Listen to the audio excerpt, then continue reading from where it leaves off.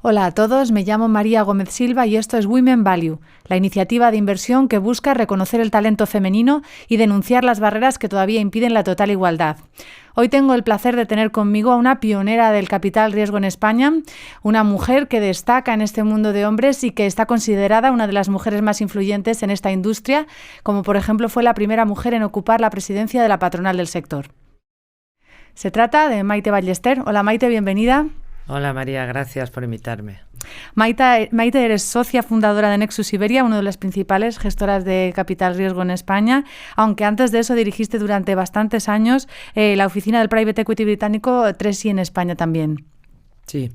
Pues, además eres consejera independiente de Repsol, de Prisa, de Repsol, de Prisa, de Grupo Lar y actualmente eres consejera de Celnex. Sí. Ahí es nada. Pues lo primero que te quería preguntar era un poco la situación de las mujeres en el capital riesgo. Apenas representan el 30% de las plantillas, cuando en el resto de sectores estamos más o menos en el 50%, y solo un 12% de los cargos directivos. ¿Por qué esta industria es tan masculina?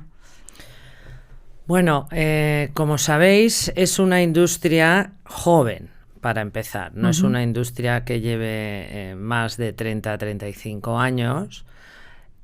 Donde obviamente sus orígenes vienen también de carteras industriales, de cajas de ahorros, etcétera, que normalmente pues, han tenido una alta correlación de presencia masculina.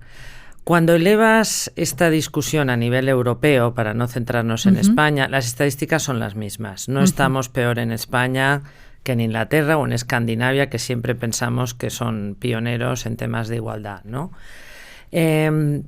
Desde el 2015 participo en una organización que se llama Level 20, que se fundó en Inglaterra, y una de las cosas que hicieron es contratar investigación para responder a tu pregunta, ¿por qué? ¿No? Una vez hecho el Estado de la Nación, las estadísticas en el 2015 era que solo había un 6% de mujeres en puestos de alta dirección en el sector, en los grandes fondos de buyouts europeos, solo superado por el sector de minería, que tenía un peor ratio, lo cual uno se pregunta esto cómo puede ser, ¿no? Bueno, pues parte de la investigación que hicimos desde Level 20 nos apunta a que es un sector poco conocido entre nivel estudiantil, sobre todo entre las mujeres, que suelen inclinarse más por carreras menos técnicas, etcétera. Incluso las que sí que estudian carreras técnicas o financieras o de contabilidad o de economía, tampoco conocían el sector como para empezar a enfocarse en los programas de verano e ir conociendo el sector, ¿no? Entonces, esa era una primera gran lección que aprendimos con esta investigación, cómo podemos dar a conocer el sector en edades mucho más tempranas para que las mujeres estudiantes de diferentes carreras puedan pensar en hacer programas de verano, etcétera, prácticas, etcétera, porque si no entran, es muy difícil que se conviertan en directivas. Claro, está claro. Si bien hay estudios que relacionan precisamente, ¿no?, la presencia femenina en las firmas de capital riesgo con un mayor rendimiento. ¿Por qué no se ve o...? Bueno, yo creo que esos estudios están hechos no solo para el capital riesgo, sino para las cotizadas también. Ha habido muchos estudios de si hay más de 3 mujeres en un consejo, si hay, etcétera, ¿no? A ver, yo creo que la diversidad en general va a enriquecer la toma de decisiones. La toma de decisiones colegiada con diferentes puntos de vista, intuitivamente me suena que debería tener mejores resultados que si solo la toman 1 o 2 personas, independientemente que sean hombres o mujeres, ¿no? Entonces, yo creo que la discusión y los partnerships y la toma de decisión colegiada siempre te va a permitir ver más riesgos, ponderarlos mejor y tomar la decisión en base a esos riesgos, ¿no? Quería que me contaras un poco lo que hacéis en Level 20, esta iniciativa que acabas de anunciar que pretende, ¿no?, incrementar el número de mujeres en el capital riesgo.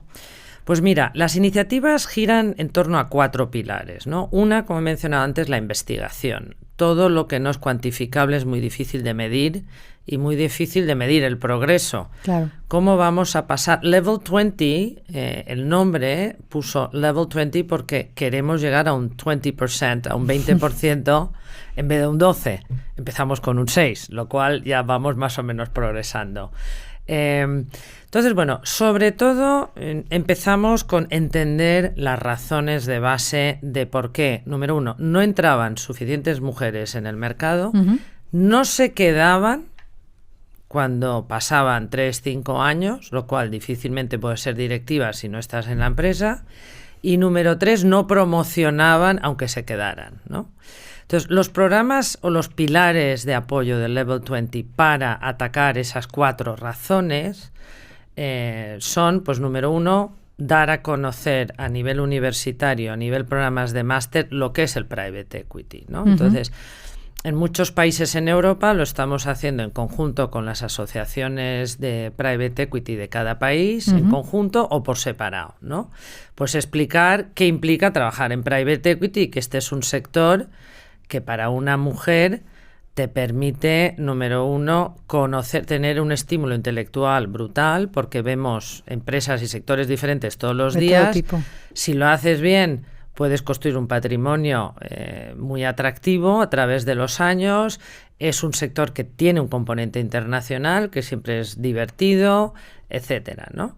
Entonces, bueno, dar a conocer lo que es el private equity como sector, qué implica, cuándo tienes que promocionar, qué habilidades se están buscando, etcétera, ¿no? ¿Y los otros 2 pilares que estabas comentando? Entonces, ese es el primero. El segundo, ese es el segundo. El primero es investigación, el segundo es ir a darnos a conocer a las universidades. El tercero es un programa de mentorización. Nos hemos dado cuenta que una vez entran en el sector del private equity, cómo nos aseguramos que permanezcan, sobre todo en momentos de la vida más difíciles de conciliar, ¿no? Que pueden ser los terribles 30, bueno, todo esto que está muy estudiado, ¿no? Entonces, hemos desarrollado un programa de mentorización entre fondos, donde los mentores pueden ser hombres o mujeres, donde seleccionamos un número de señoritas jóvenes que ya lleven 2 o 3 años en un fondo y tienen un programa de mentorización que casi dura un año escolar. Bueno, este programa de mentorización en Inglaterra se ha convertido en el más popular de todo el sector financiero, no solo en private equity. Y lo que estamos midiendo es que de las primeras clases que iniciamos en el 2016-17, pues un altísimo porcentaje de estas mujeres, número 1, aún están en el fondo donde estaban y número 2, han sido promocionadas al siguiente nivel. Lo cual nos están dando muy buen feedback de este programa. En España ya vamos por el año 4 de este programa y cada año pues tenemos más candidatas, lo cual quiere decir que progresamos adecuadamente en número de candidatas, ¿no? Y la cuarta pata es todo un programa de networking. Las mujeres también está demostrado que somos un poco peores que los hombres en networking entre nosotras o con otros o con hombres, ¿no? Entonces, hacemos muchos programas temáticos donde podamos tener más networking entre nosotras y con nosotros también. Y con hombres también, claro. Pero, pues, hablando de temas que nos puedan interesar. Puede ser vía desayunos, vía eventos más masivos, vía... Ayer hubo un programa que desgraciadamente no pude asistir sobre inclusión, patrocinado por Bain, que han hecho un estudio muy interesante, no para private equity, sino en general, que implica cómo las organizaciones pueden mejorar en temas de inclusión. Y era un estudio de muchos mercados que no es el español. Bueno, pues ahí donde Level 20 tuvo 2 protagonistas, 2 socias del Level 20 como ponentes, ¿no? Entonces, bueno, todo lo que es alrededor de networking es también una de las patas que tenemos que mejorar y hay eventos dirigidos exactamente para este tema, ¿no? Pues suena muy bien. También te quería preguntar un poco, Maite, por tu experiencia personal. Normalmente he leído por ahí que normalmente las mujeres suelen dejar el private equity precisamente por temas de conciliación, pero en tu caso fue al revés. Sí, yo entré en private equity para poder conciliar mejor, pero luego se demostró que no era tan fácil. Me mintieron, pero bueno, no. A ver, yo estuve en consultoría estratégica que también que ahí, la verdad, hubo años que creo que en mis primeros 2 años tomaba 150 aviones. lo cual casi tuve un hijo en el vuelo entre Madrid y Lisboa, pero no, llegué a casa y lo tuve en Madrid, pero... Esto es verdad, te pusiste de parto en un avión. Esto es verdad, no me puse de parto porque daban las pastillas anticontracción en el avión. Antes te dejaban subir en los aviones con un bombo así, no te decían nada, ¿no? Pero ahí sí que me di cuenta que esto iba a ser bien complicado, el estar, ya no te digo en casa, te digo fuera del país, porque claro, yo venía de una industria muy exigente en tiempo, todos los fines de semana trabajábamos, etcétera, ¿no? Y me llamó una headhunter de la cual ahora soy muy amiga, diciéndome que había un fondo que se llamaba 3i que estaba buscando una asociada, a nivel asociado, con experiencia en consultoría, que no me preocupara que aquí no se viajaba mucho y que los horarios eran más tranquilos y tal, ¿no? Yo lo único que no tenía ni idea ni quién era 3i ni qué era Private Equity, porque en ese momento, esto en 1995, era un momento muy incipiente en el sector en España, ¿no? Pero bueno, me pareció que podía aplicar mucho lo que había aprendido en consultoría. Tuve que recortarme el sueldo a la mitad, pero pensaba, bueno, esto va a ser más fácil, ¿no? Bueno, han pasado años, pasaron 20 años y me di cuenta, claro, progresé a niveles de socio, comités de inversión, donde hacíamos operaciones en India, en China, en Brasil, en Nueva York, que tenía que ir a ver esas empresas, porque a mí viajar por España o por Europa no me parecía muy challenging, ¿no? Lo cual, pues bueno, luego tuve una hija después de mi primer hijo y sobre todo le debo mi conciliación a mi marido. Es decir, sin un marido que te apoye y que sepa dónde se está metiendo, pues es bien complicado, ¿no? Pues he tenido mucho apoyo de padres, suegros y equipo de subcontratación de todo. Es decir, en el colegio pensaban que mis hijos no tenían madre, pero bueno, tampoco han salido tan mal luego, ¿eh?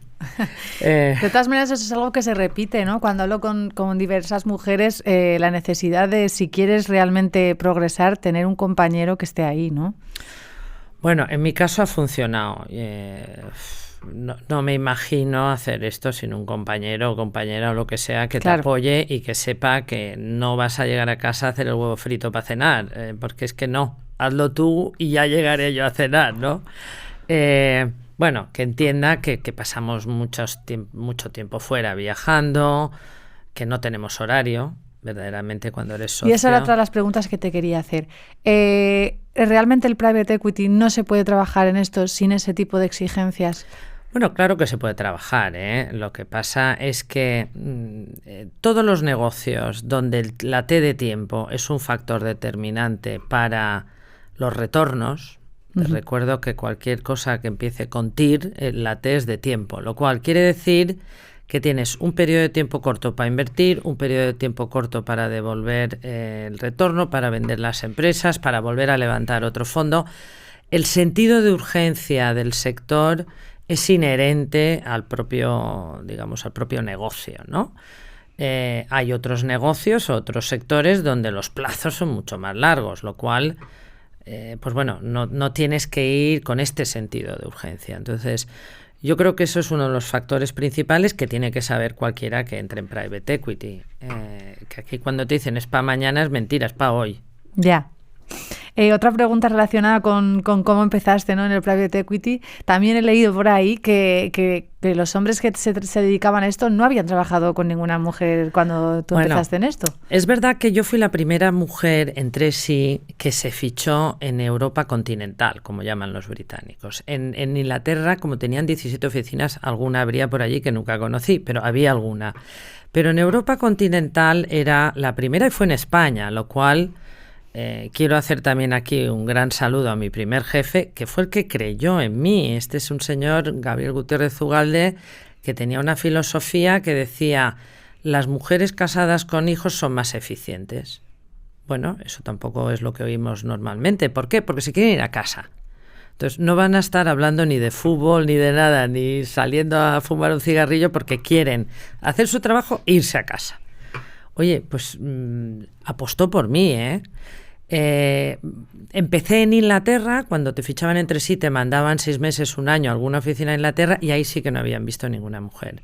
Entonces, incluyendo mi jefe en esta oficina en Inglaterra, el pobre pues no sabía, ¿sabes?, si sacarme a cenar porque acaba de llegar, no sabía Bueno, la verdad es que pasaron los años y después, pues bueno, hemos sido socios conjuntamente y a veces lo recordamos. Digo, la verdad es que te noté súper extraño, ¿no? Como que, oye... Pero bueno, te vuelvo a hablar, esto es 1995. Uh-huh. Y desde 1995 hasta ahora, ¿has tenido que hacer frente a muchos tópicos, prejuicios o no? No. Que yo sepa, no. A ver, ahora que he estudiado un poco más la materia a través del Level 20 y lo pienso hacia atrás, pues obviamente siempre tienes a lo mejor es que dábamos por hecho cosas que luego que ahora ya no serían válidas. Y ahora lo pienso, digo, Dios mío, aquello como tal, ¿no? Pero... yo creo que, pensándolo así, para poder explicártelo, yo creo que todos sufrimos prejuicios no conscientes. Por ejemplo, yo cuando hago mentorización a mujeres de private equity, una cosa que no es intencional, pero es parte de nuestro día a día, es que cuando vamos a reuniones siempre la tendencia a corregirnos cuando hablamos es inconsciente, Pero, por ejemplo... cuando eres joven y dices algo en una reunión interna, algún compañero dice, lo que quiere decir Maite es... No, lo que quiere decir Maite es lo que he dicho. Yo a ti no te matizo. O interrumpir conversaciones, por ejemplo. Esto es muy de... Bueno, esta ya he hablado bastante, vamos al... Entonces, es totalmente inconsciente, No es porque digan, quiero machacar a esta mujer y fomentar... Sí, es inconsciente. Es totalmente inconsciente. Entonces...